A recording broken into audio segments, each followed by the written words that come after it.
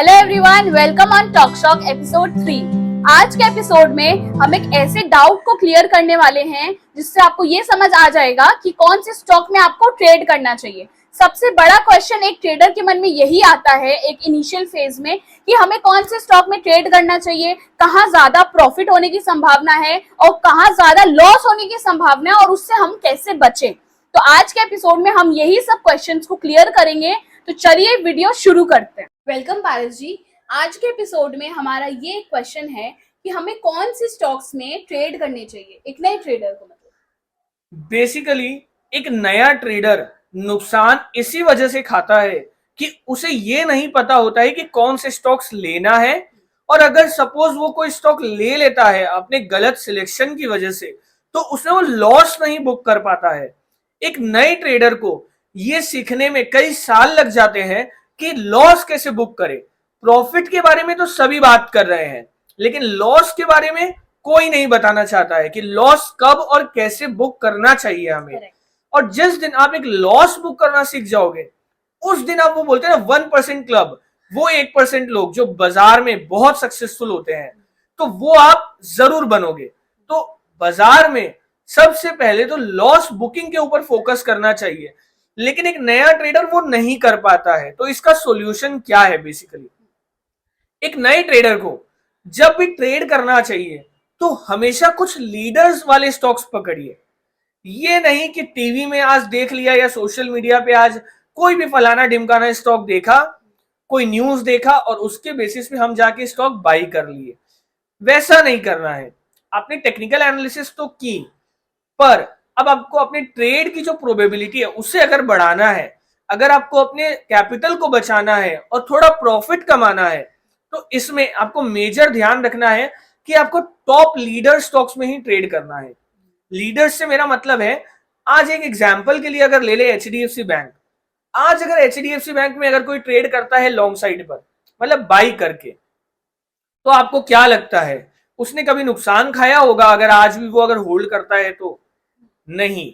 कोई भी भाव में अगर किसी ने एचडीएफसी बैंक आज तक कभी भी लिया, कोविड का क्रैश आया, 2008 का क्राइसिस आया, डिमोनेटाइजेशन आया, इनफैक्ट बहुत सारे वॉर्स हुए इन बिटवीन, लेकिन इन सभी में एचडीएफसी बैंक सरवाइव किया। ये सिर्फ एक एग्जाम्पल है। ऐसे ही कई सारे स्टॉक्स है बाजार में जिन्होंने ये क्रैश को बहुत अच्छे से सरवाइव किया है। तो सबसे पहला फोकस एक ट्रेडर का यही होना चाहिए कि हम अपने कैपिटल को कैसे प्रोटेक्ट कर ले। अगर हमसे गलती भी हो जाए, लॉस नहीं बुक किया उस वजह से, तो चलिए लॉस बुक करना सीख लेंगे बाद में, लेकिन कैपिटल प्रोटेक्ट करना वो आपके हाथ में जरूर है। कौन से स्टॉक्स को लेना है, कौन से स्टॉक्स को लेना है वो आपके हाथ में है। कौन से स्टॉक्स में ट्रेड करना है वो आपके हाथ में है। कौन से स्टॉक्स में बुक करना है प्रॉफिट वो आपके हाथ में है। लॉस में चलिए मिस्टेक हो गया तो सह लेंगे, भाव कभी ना कभी इन स्टॉक्स का वापस आ जाएगा। लेकिन ये साइकोलॉजी सिर्फ एक स्टार्टिंग फेज के लिए बोल रहा हूं मैं, ताकि आप एक मतलब सिक्योर फेज में रहे, मतलब सिक्योर पोजीशन पे रहे कि ठीक है, मैंने अगर एचडीएफसी बैंक लिया, उसमें अगर स्टॉक अगर 20% गिर गया तो आप अकेला नुकसान नहीं खा रहे हैं उसमें majority of the institution, majority of the market participants भी उसमें नुकसान खा रहे हैं। मतलब जरूर इसमें आपकी कोई गलती नहीं है, इसमें बाजार ही कुछ ऐसा न्यूज हो सकता है दे दिया हो जिससे एचडीएफसी बैंक गिर जाए, जिसकी संभावना बहुत कम होती है। एचडीएफसी बैंक या basically Reliance industries, Kotak bank, ये सब है लो वोलेटाइल स्टॉक्स। ये है मार्केट के लीडर, मार्केट को चलाने वाले। तो जब आप मार्केट के चलाने वालों के साथ रहते हो तो ऑटोमेटिकली ये आपको एक एज देता है, आपको एक एडवांटेज देता है।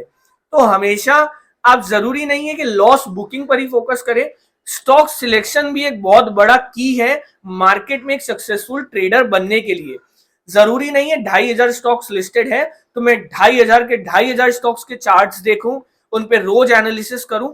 नहीं, मुझे कुछ स्टॉक्स मिल गए मेरे, मैं उसी में ट्रेड करूंगा और उसी में अपना प्रॉफिट या लॉस डिसाइड करूंगा, मार्केट को डिसाइड करने दूंगा। इनफैक्ट मतलब हमें रिलायबल स्टॉक्स में ही ट्रेड करना चाहिए। बिल्कुल करेक्ट।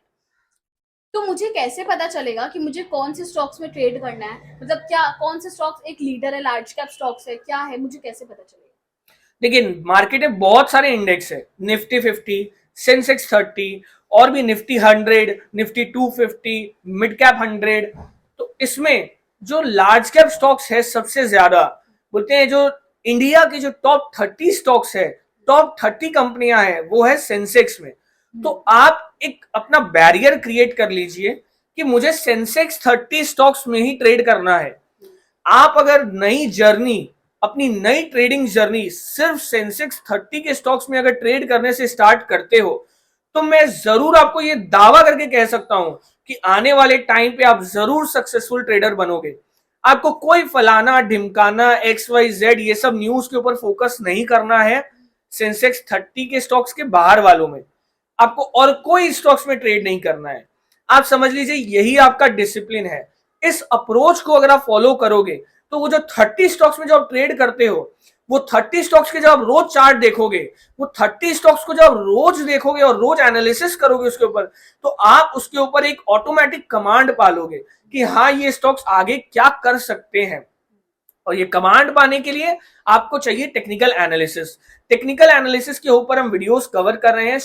शुक्रवार है एपिसोड 10 से, तो आप उसको देखना ना भूले। उसमें आप टेक्निकल एनालिसिस को हम बेस रूट से एकदम कवर कर रहे हैं, जिससे एकदम नए ट्रेडर को समझ में आ सके चार्ट्स के बारे में, कैंडल्स के बारे में। तो अगर आप वहां से उसे देखते हो तो वो भी आपको एक एड ऑन हेल्प करेगा। दूसरा डिसिप्लिन, जैसा कि मैंने बोला, आप सेंसेक्स 30 स्टॉक्स में ट्रेड करिए। मतलब आप बोलते हैं ना, सब बोल रहे हैं कि सोशल मीडिया पूरा भरा हुआ है कि आप इसमें ट्रेड करिए, इस ब्रेकआउट में ट्रेड करिए, उस वो वाला एनगल्फिंग है, वो वाला हेड एंड शोल्डर है, वो वाला फलाना ढिमकाना, ये पैटर्न है। मत सुनिए, मत सुनिए, अपनी सुनिए, अपने आप ट्रेड करिए। सेंसेक्स 30 के स्टॉक्स में ट्रेड करिए जहां लॉस होने की संभावना ऑटोमेटिक कम हो जाती है, क्योंकि वहां ऑपरेटर्स, वहां जल्दी से कोई एक आदमी स्टॉक्स को डिराइव नहीं कर सकता है, स्टॉक्स को नहीं चला सकता है।